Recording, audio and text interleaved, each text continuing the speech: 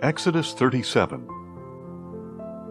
Bezalel went on to construct the ark of acacia wood, 2.5 cubits long, 1.5 cubits wide, and 1.5 cubits high.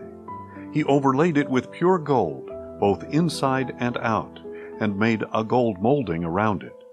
And he cast 4 gold rings for its 4 feet, 2 rings on one side and 2 on the other. Then he made poles of acacia wood, and overlaid them with gold. He inserted the poles into the rings on the sides of the ark in order to carry it. He constructed a mercy seat of pure gold, 2.5 cubits long, and 1.5 cubits wide. He made 2 cherubim of hammered gold at the ends of the mercy seat, 1 cherub on one end and 1 on the other, all made from 1 piece of gold. And the cherubim had wings that spread upward, overshadowing the mercy seat. The cherubim faced each other, looking toward the mercy seat. He also made the table of acacia wood, 2 cubits long, 1 cubit wide, and 1.5 cubits high. He overlaid it with pure gold, and made a gold molding around it. And he made a rim around it 1 handbreadth wide, and put a gold molding on the rim. He cast 4 gold rings for the table, and fastened them to the 4 corners at its 4 legs. The rings were placed close to the rim to serve as holders for the poles used to carry the table. He made the poles of acacia wood for carrying the table, and overlaid them with gold. He also made the utensils for the table out of pure gold, its plates and dishes, as well as its bowls and pitchers for pouring drink offerings. Then he made the lampstand out of pure hammered gold, all of 1 piece, its base and shaft, its cups and its buds and petals. 6 branches extended from the sides, 3 on one side and 3 on the other. There were 3 cups shaped like almond blossoms on the first branch, each with buds and petals, 3 on the next branch, and the same for all 6 branches that extended from the lampstand. And on the lampstand were 4 cups shaped like almond blossoms with buds and petals. A bud was under the first pair of branches that extended from the lampstand, a bud under the second pair, and a bud under the third pair. The buds and branches were all of 1 piece with the lampstand, hammered out of pure gold. He also made its 7 lamps, its wick trimmers, and trays of pure gold. He made the lampstand and all its utensils from a talent of pure gold. He made the altar of incense out of acacia wood. It was square, 1 cubit long, 1 cubit wide, and 2 cubits high. Its horns were of 1 piece. And he overlaid with pure gold the top and all the sides and horns. Then he made a molding of gold around it. He made 2 gold rings below the molding on opposite sides to hold the poles used to carry it. And he made the poles of acacia wood and overlaid them with gold. He also made the sacred anointing oil and the pure fragrant incense, the work of a perfumer. Exodus 38. Bezalel constructed the altar of burnt offering from acacia wood. It was square, 5 cubits long, 5 cubits wide, and 3 cubits high. He made a horn at each of its 4 corners, so that the horns and altar were of 1 piece, and he overlaid the altar with bronze. He made all the altar's utensils of bronze, its pots, shovels, sprinkling bowls, meat forks, and fire pans. He made a grate of bronze mesh for the altar under its ledge, halfway up from the bottom. At the 4 corners of the bronze grate, he cast 4 rings as holders for the poles. And he made the poles of acacia wood, and overlaid them with bronze. Then he inserted the poles into the rings on the sides of the altar for carrying it. He made the altar with boards so that it was hollow. Next he made the bronze basin and its stand from the mirrors of the women who served at the entrance to the tent of meeting. Then he constructed the courtyard. The south side of the courtyard was 100 cubits long, and had curtains of finely spun linen, with 20 posts and 20 bronze bases, and with silver hooks and bands on the posts. The north side was also 100 cubits long, with 20 posts and 20 bronze bases. The hooks and bands of the posts were silver. The west side was 50 cubits long and had curtains, with 10 posts and 10 bases. The hooks and bands of the posts were silver. And the east side toward the sunrise was also 50 cubits long. The curtains on one side of the entrance were 15 cubits long, with 3 posts and 3 bases. And the curtains on the other side were also 15 cubits long, with 3 posts and 3 bases as well. All the curtains around the courtyard were made of finely spun linen. The bases for the posts were bronze, the hooks and bands were silver, and the plating for the tops of the posts was silver. So all the posts of the courtyard were banded with silver. The curtain for the entrance to the courtyard was embroidered with blue, purple, and scarlet yarn and finely spun linen. It was 20 cubits long, and like the curtains of the courtyard, 5 cubits high, with 4 posts and 4 bronze bases. Their hooks were silver, as well as the bands and the plating of their tops. All the tent pegs for the tabernacle and for the surrounding courtyard were bronze. This is the inventory for the tabernacle of the testimony, as recorded at Moses' command by the Levites under the direction of Ithamar, son of Aaron the priest.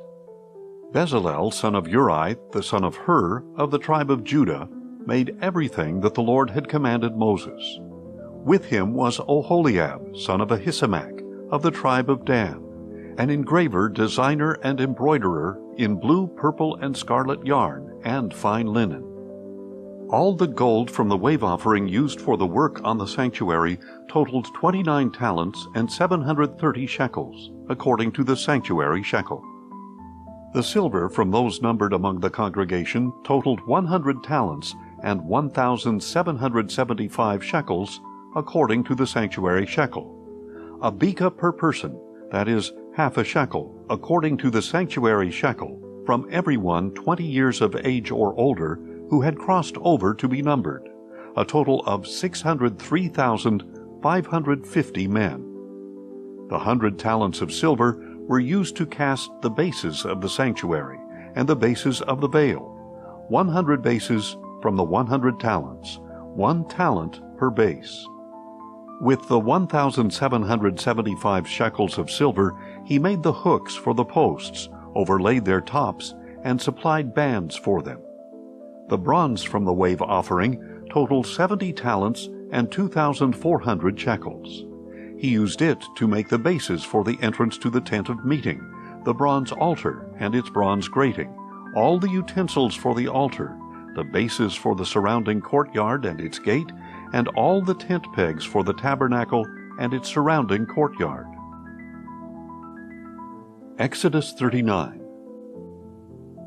From the blue, purple, and scarlet yarn they made specially woven garments for ministry in the sanctuary, as well as the holy garments for Aaron, just as the Lord had commanded Moses. Bezalel made the ephod of finely spun linen embroidered with gold, and with blue, purple, and scarlet yarn. They hammered out thin sheets of gold and cut threads from them to interweave with the blue, purple, and scarlet yarn and fine linen, the work of a skilled craftsman. They made shoulder pieces for the ephod, which were attached at 2 of its corners so it could be fastened. And the skillfully woven waistband of the ephod was of one piece with the ephod, of the same workmanship, with gold, with blue, purple, and scarlet yarn, and with finely spun linen, just as the Lord had commanded Moses. They mounted the onyx stones in gold filigree settings, engraved like a seal with the names of the sons of Israel. Then they fastened them on the shoulder pieces of the ephod as memorial stones for the sons of Israel, as the Lord had commanded Moses. He made the breastpiece with the same workmanship as the ephod, with gold, with blue, purple, and scarlet yarn, and with finely spun linen. It was square when folded over double, a span long and a span wide. And they mounted on it 4 rows of gemstones. The first row had a ruby, a topaz, and an emerald. The second row had a turquoise, a sapphire, and a diamond. The third row had a jacinth, an agate, and an amethyst. and the fourth row had a beryl, an onyx, and a jasper. These stones were mounted in gold filigree settings. The 12 stones corresponded to the names of the sons of Israel. Each stone was engraved like a seal with the name of one of the 12 tribes. For the breastpiece they made braided chains like cords of pure gold. They also made 2 gold filigree settings and 2 gold rings, and fastened the 2 rings to the 2 corners of the breastpiece. Then they fastened the 2 gold chains to the 2 gold rings at the corners of the breastpiece, and they fastened the other ends of the 2 chains to the 2 filigree settings, attaching them to the shoulder pieces of the ephod at the front. They made 2 more gold rings, and attached them to the other 2 corners of the breastpiece, on the inside edge next to the ephod. They made 2 additional gold rings, and attached them to the bottom of the 2 shoulder pieces of the ephod, on its front near the seam just above its woven waistband. Then they tied the rings of the breastpiece to the rings of the ephod with a cord of blue yarn, so that the breastpiece was above the waistband of the ephod, and would not swing out from the ephod, just as the Lord had commanded Moses. They made the robe of the ephod entirely of blue cloth, the work of a weaver, with an opening in the center of the robe like that of a garment, with a collar around the opening so that it would not tear. They made pomegranates of blue, purple, and scarlet yarn and finely spun linen on the lower hem of the robe. They also made bells of pure gold and attached them around the hem between the pomegranates, alternating the bells and pomegranates around the lower hem of the robe to be worn for ministry, just as the Lord had commanded Moses.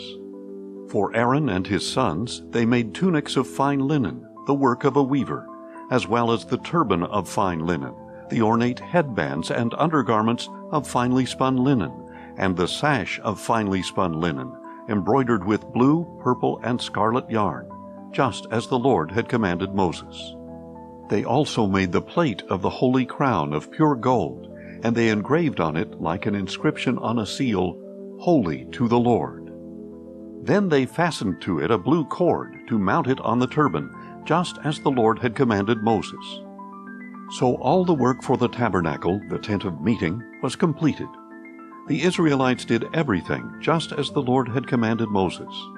Then they brought the tabernacle to Moses, the tent with all its furnishings, its clasps, its frames, its crossbars, and its posts and bases, the covering of ram skins dyed red, the covering of fine leather, and the veil of the covering, the ark of the testimony with its poles and the mercy seat, the table with all its utensils and the bread of the presence, the pure gold lampstand with its row of lamps and all its utensils, as well as the oil for the light, the gold altar, the anointing oil, the fragrant incense, and the curtain for the entrance to the tent, the bronze altar with its bronze grating, its poles, and all its utensils, the basin with its stand, the curtains of the courtyard with its posts and bases, the curtain for the gate of the courtyard, its ropes and tent pegs, and all the equipment for the service of the tabernacle, the tent of meeting, and the woven garments for ministering in the sanctuary, both the holy garments for Aaron the priest and the garments for his sons to serve as priests. The Israelites had done all the work just as the Lord had commanded Moses.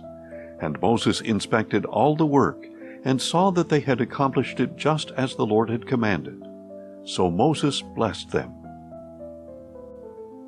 Exodus 40. Then the Lord said to Moses, "On the first day of the first month you are to set up the tabernacle, the tent of meeting. Put the ark of the testimony in it, and screen off the ark with the veil. Then bring in the table, and set out its arrangement. Bring in the lampstand as well, and set up its lamps. Place the gold altar of incense in front of the ark of the testimony, and hang the curtain at the entrance to the tabernacle. Place the altar of burnt offering in front of the entrance to the tabernacle, the tent of meeting, and place the basin between the tent of meeting and the altar, and put water in it. Set up the surrounding courtyard, and hang the curtain for the entrance to the courtyard. Take the anointing oil and anoint the tabernacle and everything in it. Consecrate it along with all its furnishings, and it shall be holy. Anoint the altar of burnt offering and all its utensils. Consecrate the altar, and it shall be most holy. Anoint the basin and its stand, and consecrate them. Then bring Aaron and his sons to the entrance to the tent of meeting, and wash them with water. And you are to clothe Aaron with the holy garments, anoint him and consecrate him, so that he may serve me as a priest.